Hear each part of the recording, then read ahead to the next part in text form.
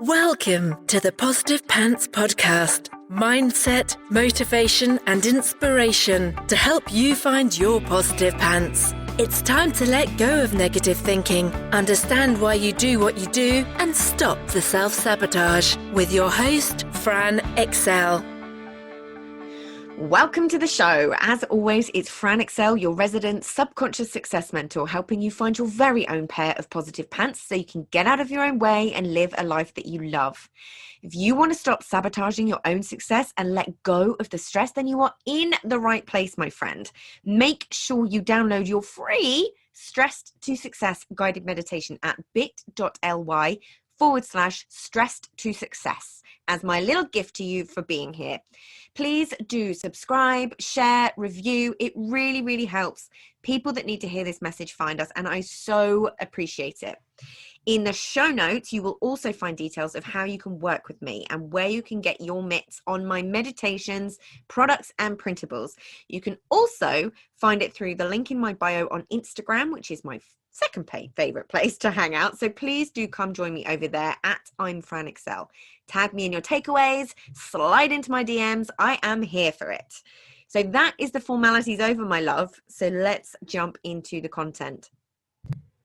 Just a quick note before we get started. This is a conversation with a pal, and there is some colourful language. So if you've got the kiddos around, whack your earpods in. Hello. I am so excited. I've got a little treat for you guys today. I have my wonderful friend, Louise Westra. Always struggle to say it.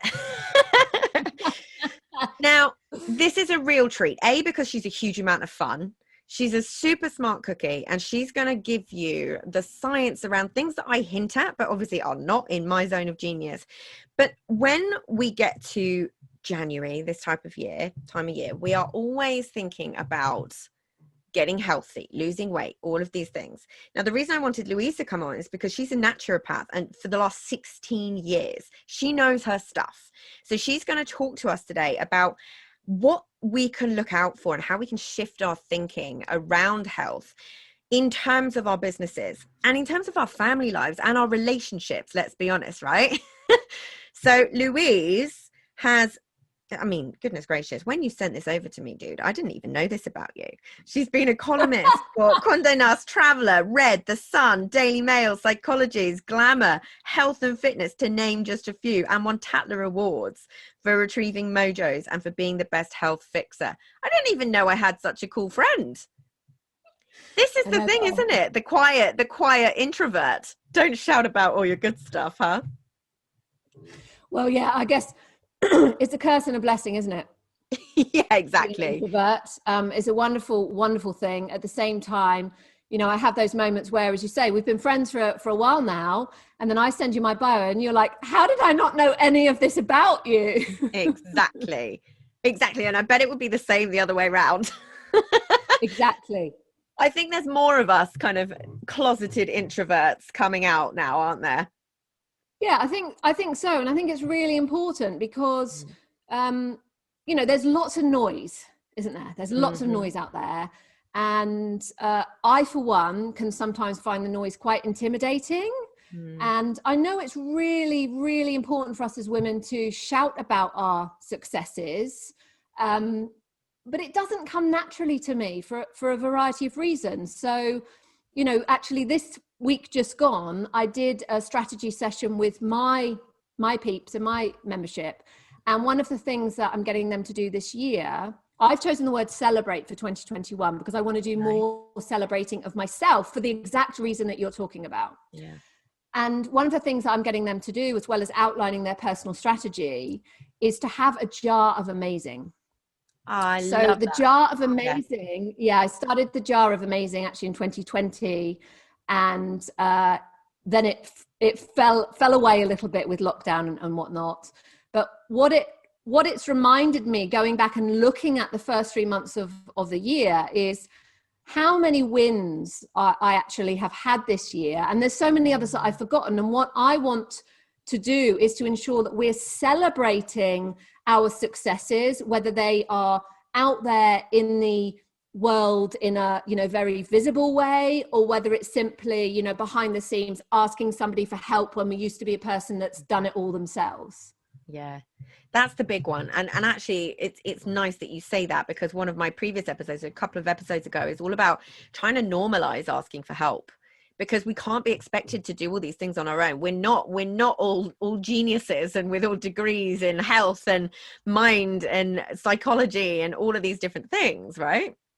I think as well, what we've got to remember, and obviously for a lot of us in the business space, at different times when we're starting up, when we're scaling, there may be times when we're working more, you know, considerably more than the 40-hour working week. Yeah.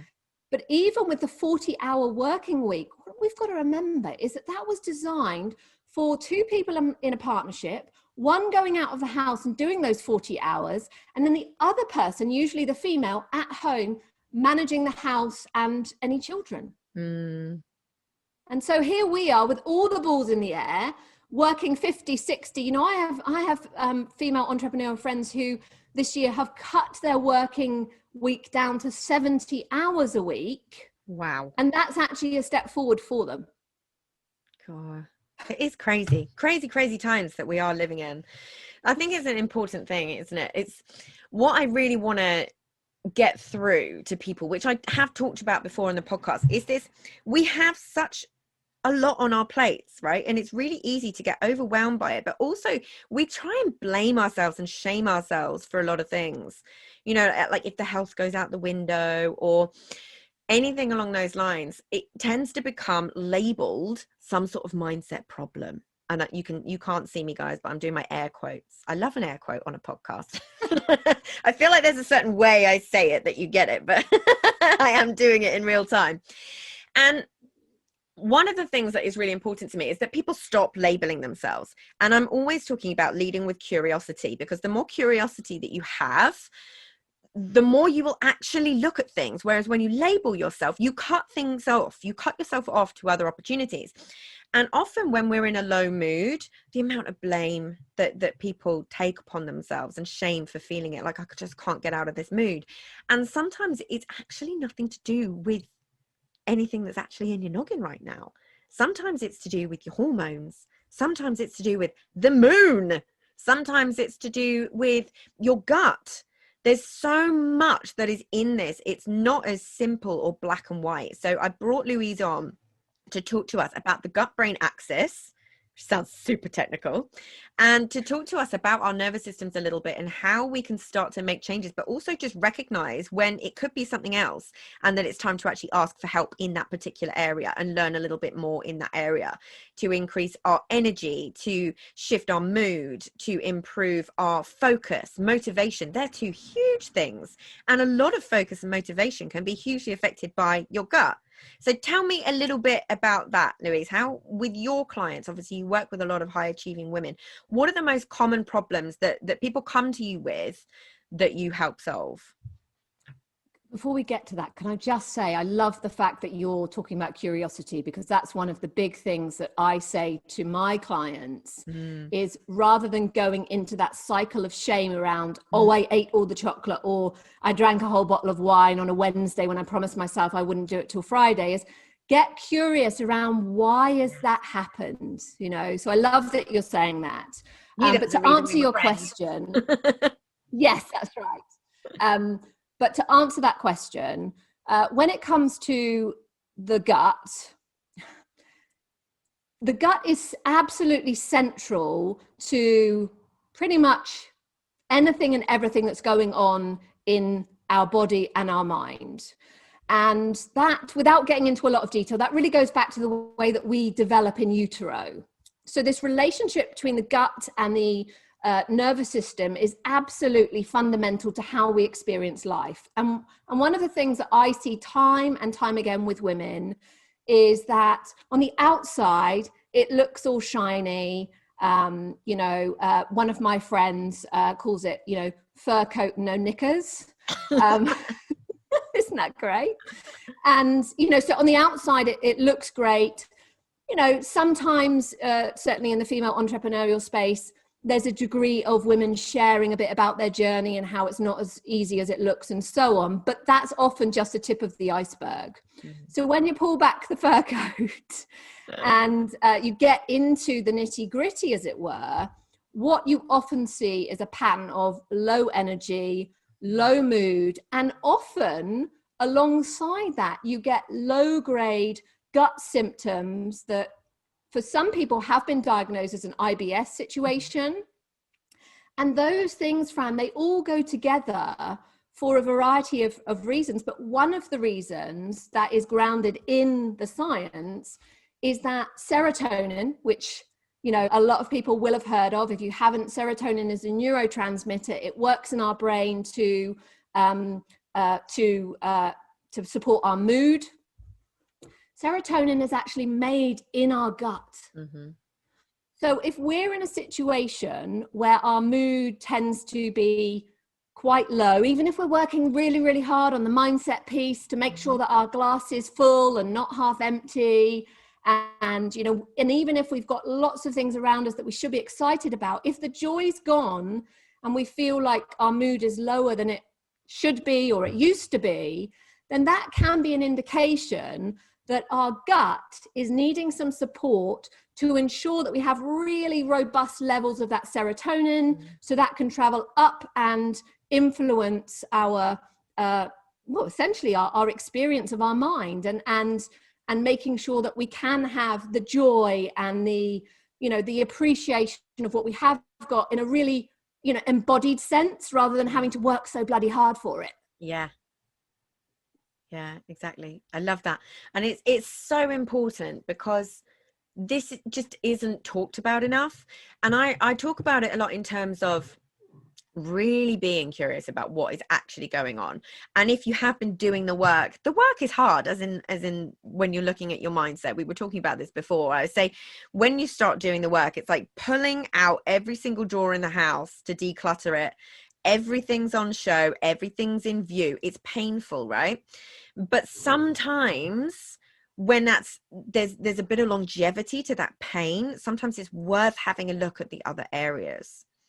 Yeah, because, you know, in actual fact, and this is the thing that's one of the things that I see missing in the conversation around mindset and health generally, is the way that we feel, the way that we think, and the behaviors that we exhibit, the choices that we make are very clearly driven by the, you know, how well our body is or isn't functioning. So it's not just a case of, and people can't see me, but I'm cutting, you know, between my head and my body. You know, there's no thought process without something happening in our cells and our body. You know, there's 37,000 billion things going on every second of every day in our bodies. And that's miraculous, but it means that when we feel something, yes, it can certainly, or think something, it can certainly be our mindset. But equally, that mindset may be entrenched, partly because in the case of the gut, for instance, if we are struggling with the lower mood, it might be that, you know, when we've done all the work and it still seems so hard, like we're pushing the proverbial uphill, it may be that we need to have a look, or it's not that we may need to, then I would say in the majority of cases, we need to then work out what needs to be enhanced in our digestive tract. And we don't have to necessarily have anything overtly wrong with us for things to work better. And that, again, is one of the things that we lack in the Western approach to health, is this idea of, well, you know, either something is wrong with me or everything's okay. That's the Western scientific paradigm. And that's okay for an acute care emergency situation. But when it comes to people's day-to-day quality of life, most people are living in the gray area where things are not thankfully diseased, but nor are they as optimal, nor are they working as well as they could. And that's something that obviously I deal with every single day. Yeah. Absolutely. And it's that whole idea of like waiting until something's disastrous to actually get the help. But then, like, and I love that we both talk about curiosity, but when you look at that and you're like, I wonder if there's something going on that could make things easier for me. So many people come to me and they're like, I just can't focus. I really can't find the motivation. And there are so many pieces to that puzzle. There is no one thing that will be. But looking at your gut health and all of these different things, because I've been talking a huge amount this year about how the mind and the body are connected, and we're so disconnected to our feelings. You know, our emotions are in the body, right? We all think that they're in our brains. We think all of this stuff is in our brains, but it's even more so in our body. And you need to be able to connect to those feelings to actually know what's going wrong. But so many of us are disconnected. Is this something that you work with your clients, to kind of notice when you feel a particular emotion, like where do you feel it in your body? What does it look like? What does it feel like? Is that something that you do as well?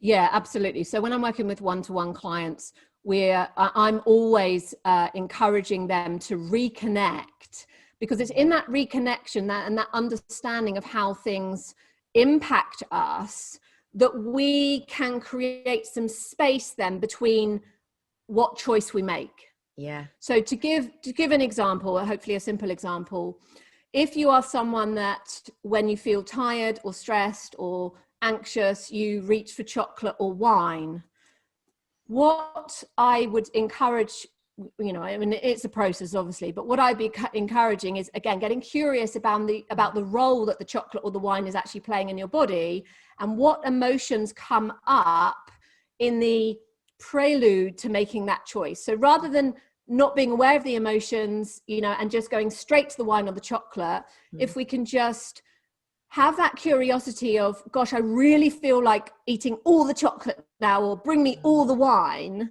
then we get to stop and think about, well, what am I actually experiencing in my body? What am I feeling beyond this compulsion to, you know, to block it out?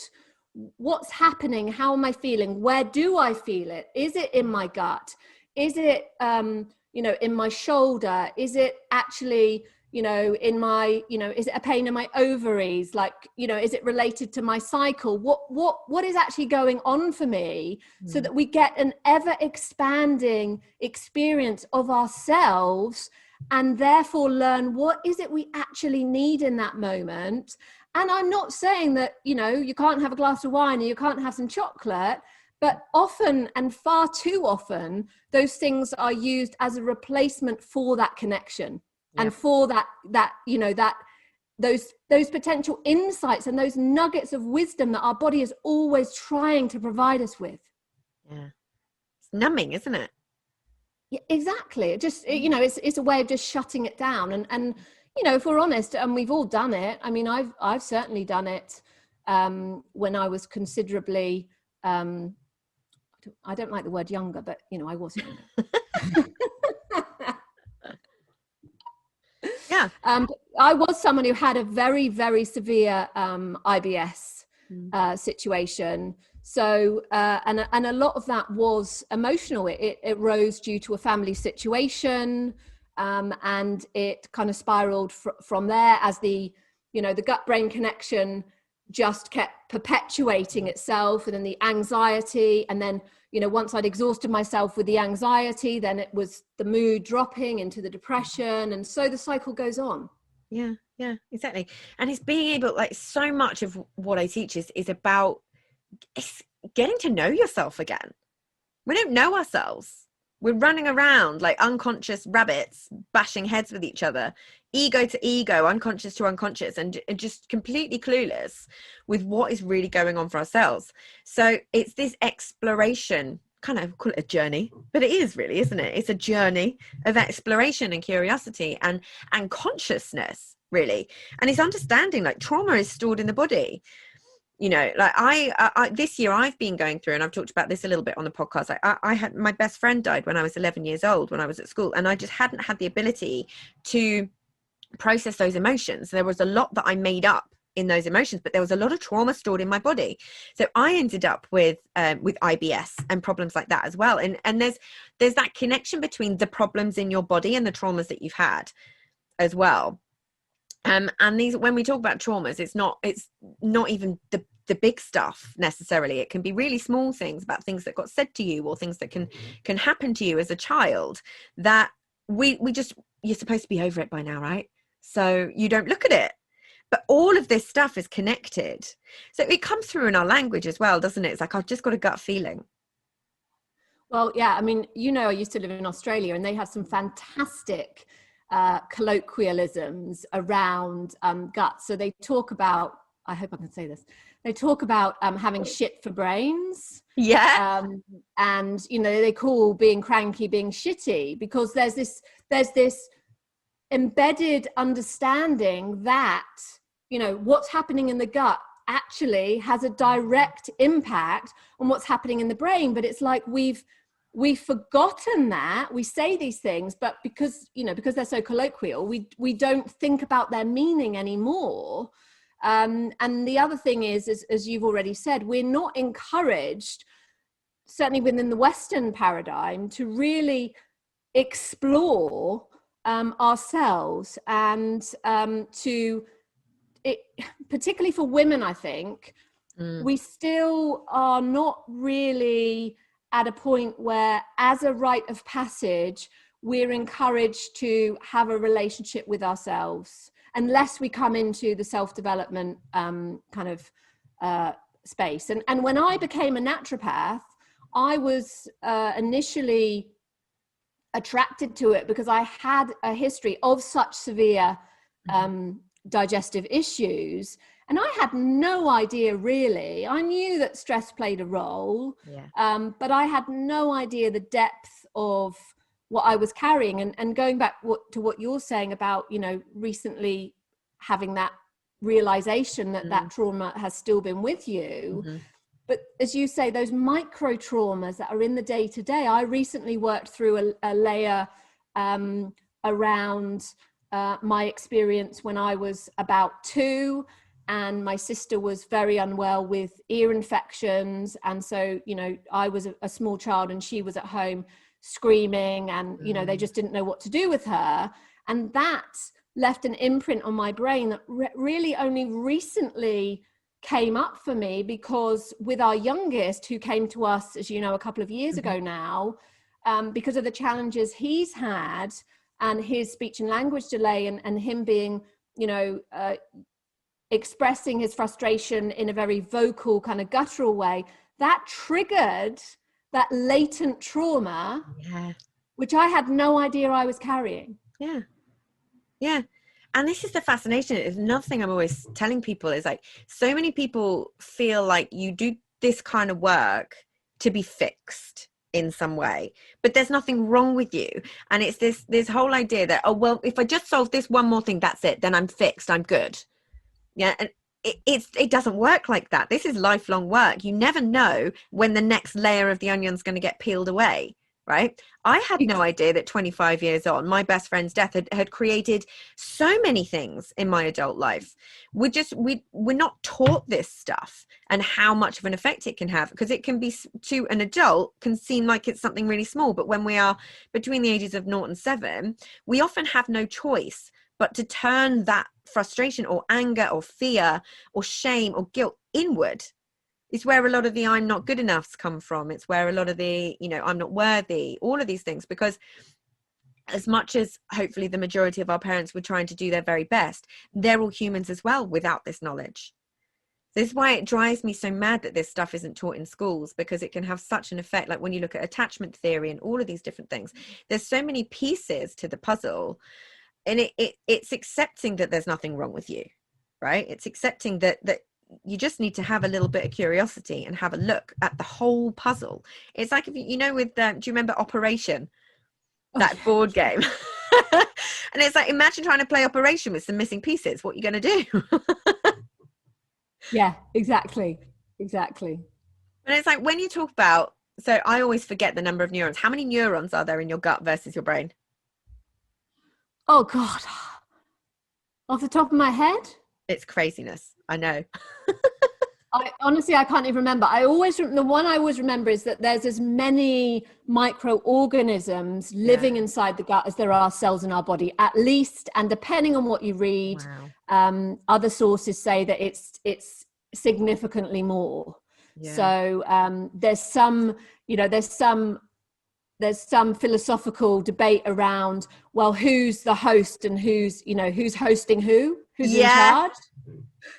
But in all seriousness, when you look at some neurological situations, some neurological conditions, there are patterns of dysbiosis. So there are different gatherings, if you like, of the less favorable microorganisms in the gut that correspond with certain neurological issues like autism and ADHDs and things like that. So there's a direct impact between what's living inside of us, and then if those organisms are less favorable, then they have the capacity often to irritate and inflame the neurons, which can make us feel irritated and less comfortable and less tolerant on a day-to-day basis. Yeah. And as entrepreneurs, that's something we need, right? As particularly if you've got families and you're dealing with, because we've got to be honest, let's lay it all out on the table. Everything becomes a little bit more difficult, but it's worth it. Like relationships, that is something that requires management. Family life is something that requires management, because we love what we do, right? We could spend all day, every day doing this stuff, but it's about being able to look at it and see where the balance is and where you may be sacrificing certain things or causing certain situations that don't need to happen, that could be linked to the amount of water you're drinking, to if you're having too much booze, or if you're eating junk food, all of these things, and everything kind of works against itself. Because I know for me, like if I'm tired, I have, from my best friend dying as well, this was my link to food, my relationship with food, a lot of it comes from there, around comfort eating, because I was away at boarding school and my mum would soothe me with food, which is obviously what I wanted, right? Who didn't want a Mackie D's on the way home from boarding school, right? But it became something that I soothed myself with. If I felt sad, if I felt tired, if I deserved a treat because I'd done something good, that I soothed everything with food, and it was junk food. So yeah, it's not about demonizing things or making things bad. It's awareness for me. When you have that awareness to make choices that are going to be right for you. And sometimes that choice will be, do you know what? I just need 5 minutes with some Ben and Jerry's, right? But it's that balance. It's not doing that every flipping day. Yeah, and actually it's great that you've brought food up, because putting aside a significant trauma, even if you haven't had that, again, what I see a lot in the entrepreneurial space is a lot of women not taking care of themselves, even if they have the best of intentions, through the course of pretty much every single day, or the majority of the days. And then they get to the evening and their body is naturally depleted. So as you say, they're dehydrated, they are undernourished. And that's when the choices around, okay, well, I want the sugary things, whether that's wine, whether that's chocolate, whether it's both. And this acceptance that we have that sugar and alcohol are treats. Yeah. This idea of treats, and we maybe haven't, maybe that's a topic for another day, but so we've got that in place. So then we go, well, I worked really hard today. So I'm going to have the wine, I'm going to have the chocolate, and I'm going to soothe myself with that. And then that goes on into the evening. Maybe, we do have a bite, maybe we do have a meal as well. That's great. And then what happens is, going back to what you were saying before about the brain fog and the lack of concentration and everything feeling mentally harder for people, we then go to bed. We don't give the body what it needs so it can do its cellular housekeeping. And that cellular housekeeping, which is called autophagy, is so absolutely fundamental to our body that, a few years ago, a researcher won the Nobel Prize for Medicine and Physiology for their work in that area. That's how important it is. And we unwittingly aren't allowing our body the opportunity to clean up because of you know, how we've, you know, the choices we've made, we wake up the next day, we feel a bit shit. So then we don't eat. Maybe we drink some water. Maybe we use caffeine to get through, whether that's a can of Diet Coke, you know, or coffee or whatever. And so the cycle goes on. When in actual fact, what we need to do is, yes, we need to look at our self-worth and why we are putting ourselves completely aside in this pursuit of success, whatever that means for us. Yeah. At the same time, maybe we also need to have a look at our blood sugar and ensure that our stress response isn't shutting down our appetite through the course of the day because we're busy doing all the things. And then when that stress response kind of drops and the adrenaline and the cortisol falls away at the end of the day, then suddenly the body goes, I need food and you better get it down here quickly. So you get the signal for the alcohol and the chocolate. Yeah. I can so relate. It's like my husband is a chef and he's always like, right, come on now, let's have a proper lunch and all this. And I'm like, no, give me a little snack. I'm not hungry. All of these different things. And it drives him mad but at the same time, there's also knowing your body, because he believes I should, again, with the air quotes, have a proper meal at lunchtime. And I'm like, if I have a proper meal at lunchtime, I know what my body does. I know that it's then going to make the afternoon harder. So I know the kinds of things that I could eat for lunch. So soup, salad, that's kind of the only thing really that my body can handle without me wanting to have a nap. Now, I'm a big fan of a power nap, big advocate of it. There's a reason that most of Europe do it. It is incredible. Go the siesta. Yeah, love a siesta, but I don't want to put myself in a position where I feel like I'm going to lose the afternoon by what I eat at lunchtime. But I can be conscious about that now. And most people aren't. Most people are kind of like, oh, I'm just going to grab a sandwich or do this without actually really tuning into what that does to your body and your energy levels. So that is yeah, I mean, I agree. You need to know what works. Yeah, you need to know what works for you at the same time. And I'm not somebody who eats a big, when I say I don't eat a big lunch, I probably sometimes do, but I eat as intuitively as possible. And that's really, you know, we talked before we came on a little bit about this idea of what health means. And for so many people, their focus around health is their weight, isn't it? Mm-hmm. So, you know, one of the things when I'm working with women on feeling amazing and looking amazing, I'm wanting to help them to get to a place where they eat intuitively, rather than eating for a number on a scale, or, you know, and it is again, it's a process. At the same time, what I would say is, if we know that whenever we eat some carbs, for instance, we then fall into a carb coma, then we need to have a think about how well is our body doing from a digestive function, for instance, when it comes to providing all the enzymes. So it may be, for instance, that our pancreas needs a tonic. Yeah. So many pieces to the puzzle, but it's so fascinating to talk about, and it's worth going back onto that. And the reason I wanted this to kind of be like the first episode in 2021 is because I know everybody loves to start talking about New Year's resolution, and they only start focusing on their health because it's January and all of these different things. And I'm hoping that what this episode is doing is shifting the way that you think, because for myself, but also a huge amount of other people that I know, the only times that they've not self-sabotaged on their health and weight loss journey is when the weight loss isn't actually, that's a side effect. You know, it becomes, so I got fit. I mean, lockdown, let's be honest, it's been a shit show for everybody. But I did really, really well with getting into a fitness routine, because I was in my early 30s, and the arthritis in my knees had got so bad that I couldn't run for the train. So I was like, I have got to do something about this. And that's when I started getting into Bikram yoga and all of these different things. And when you can actually start to really tune into the shifts that makes, but that wasn't about weight loss. I lost about 1.5 stone without trying, because that wasn't my focus. My focus was like, I want to be able to run for the train. So how can you think in January, instead of saying, right, I'm not going to eat X, Y, and Z, or I'm not going to do this, or I'm not going to do that, which is all about guilt and shame, right? Exactly. Is what can I do? Where do I want my focus to be? And where can I start small? Yeah, so I think the first thing, it's always about what's the meaning behind the weight loss?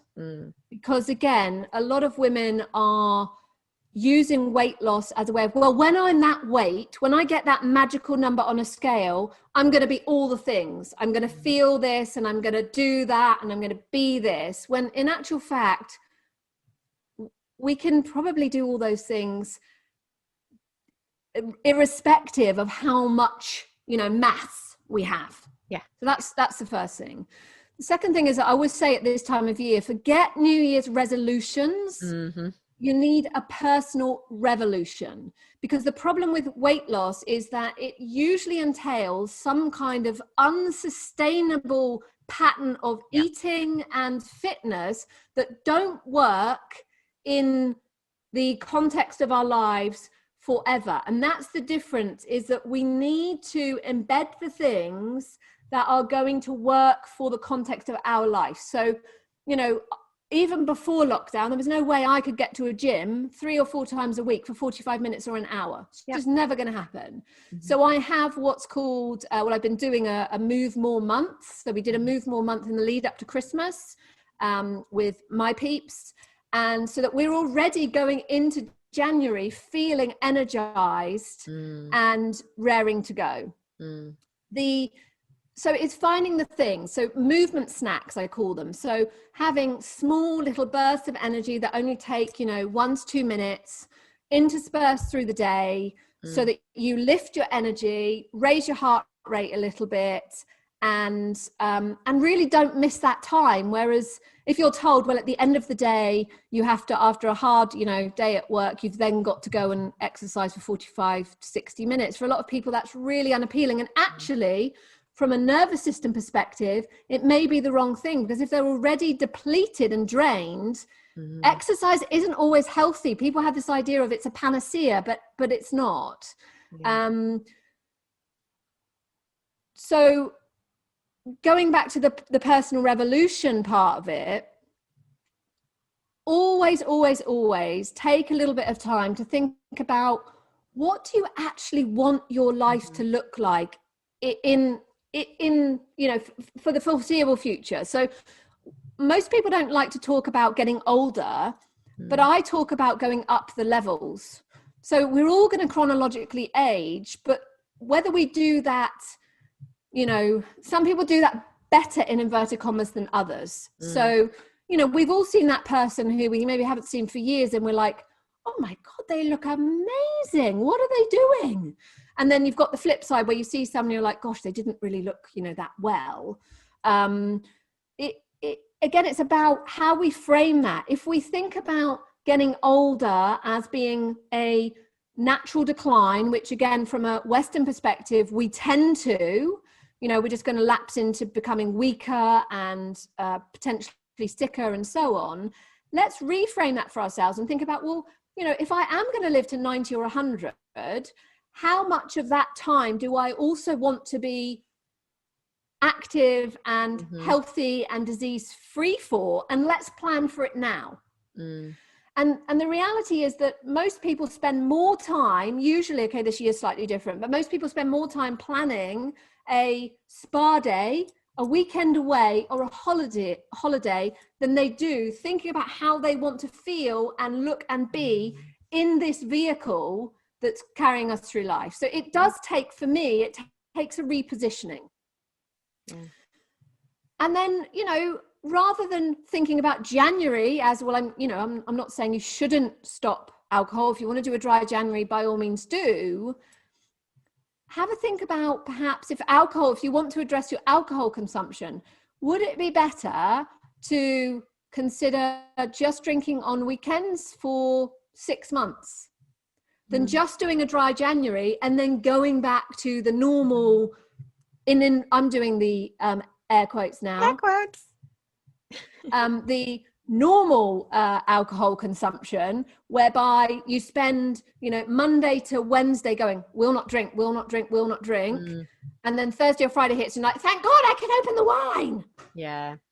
Let's think about, why is the wine so important? Yeah. And maybe it's the reduction in the wine, or buying a slightly more expensive bottle of wine and drinking a little bit less, that will then lead to, as you said, it was your knees you wanted to address, but you lost 1.5 stone during that process. That, reducing the alcohol consumption, having a better quality of alcohol, but not as often, will give you then the opportunity to fit into that outfit or that dress, or, again, I don't think the focus should be a number on the scale, but we've got to also recognize that as humans, it's good for us to have certain, like goals, isn't it? Yeah. We like outcomes. We do like outcomes. For me, it was always about how my clothes feel, because I had eating disorders when I was younger, all of these things. And I know that I can have a tendency to get obsessed with the scale. I haven't weighed myself in years, but I know that there's certain things that I measure in kind of in my head a little bit.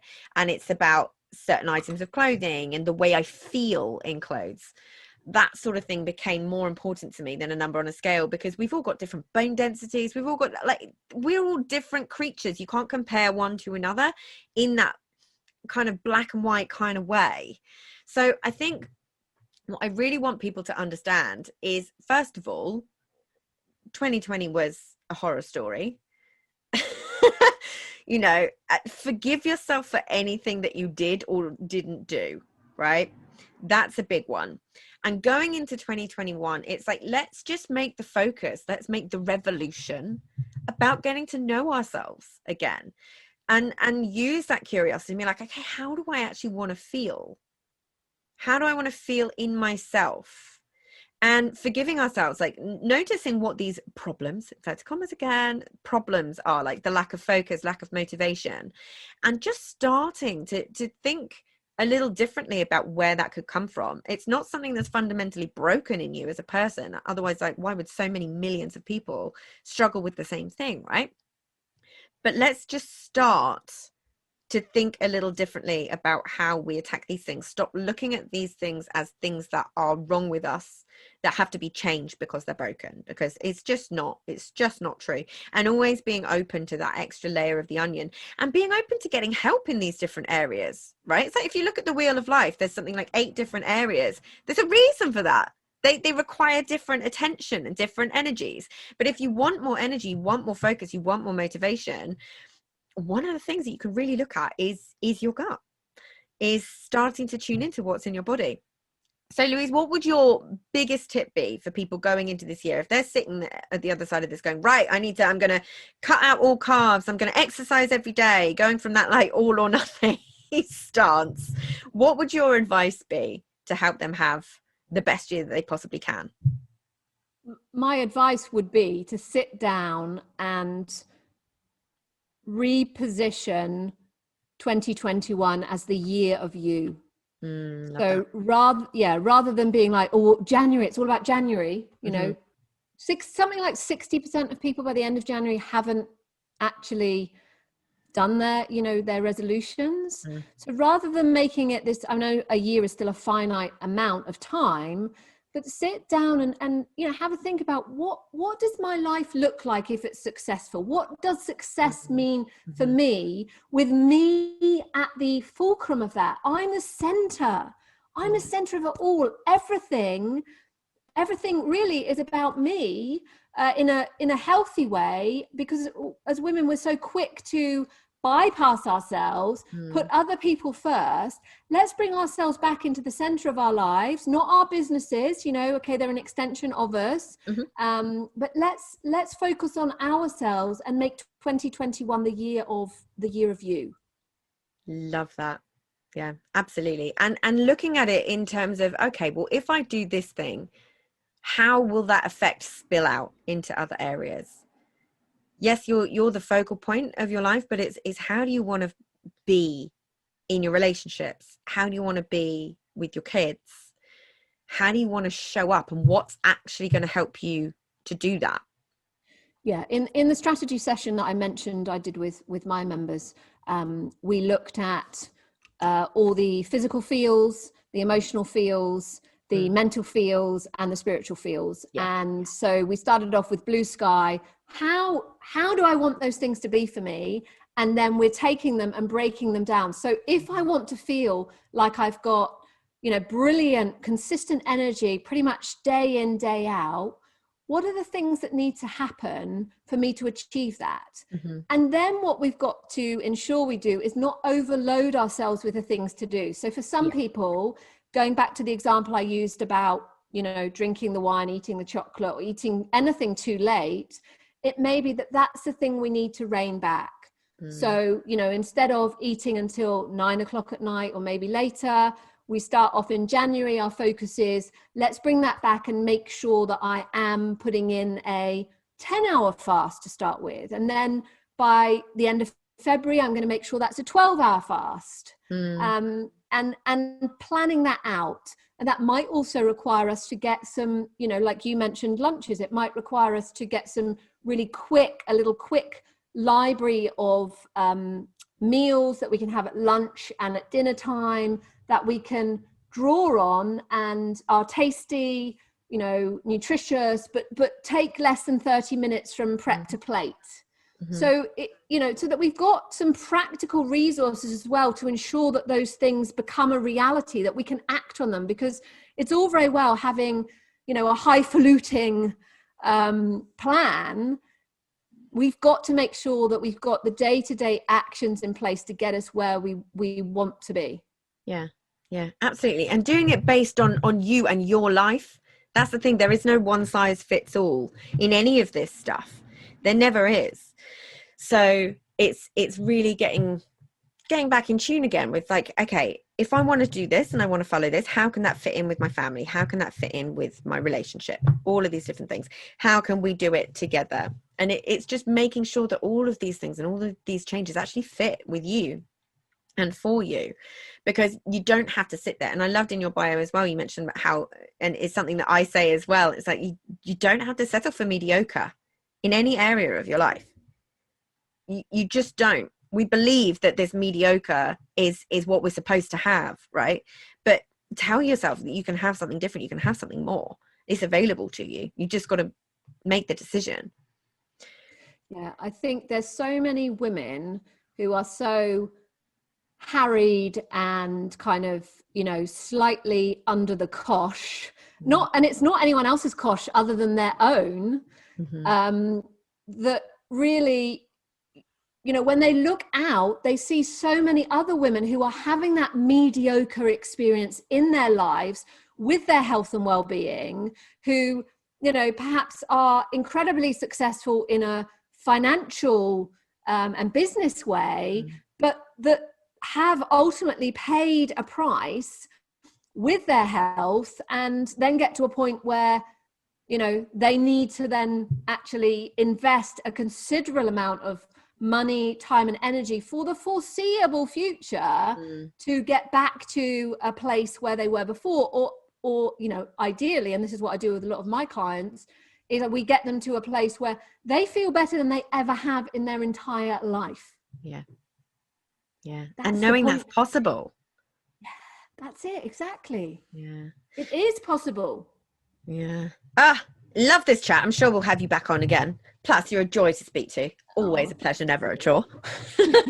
So if people want to learn more about this and want to learn starting on their journey of healing their gut or investigating and getting curious around this and the ways that they can start, where can they find you?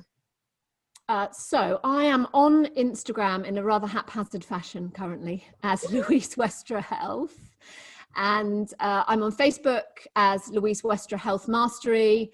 I do have a private membership, and I am also over on LinkedIn for those of you that like that space. Love it. Awesome. Well, I'll link all of that up in the show notes as well, so people can get in touch if they want to explore how they could potentially work with you, all of these different things. But I suppose my final message is, don't settle for mediocre. Don't label yourself. Get curious and all of this is available for you. All of this change, this positivity and focus, health, everything. It's all there waiting. You just got to take a couple of steps. So thank you again, Louise. Is there anything else, anything final notices that you want to give people before we head off?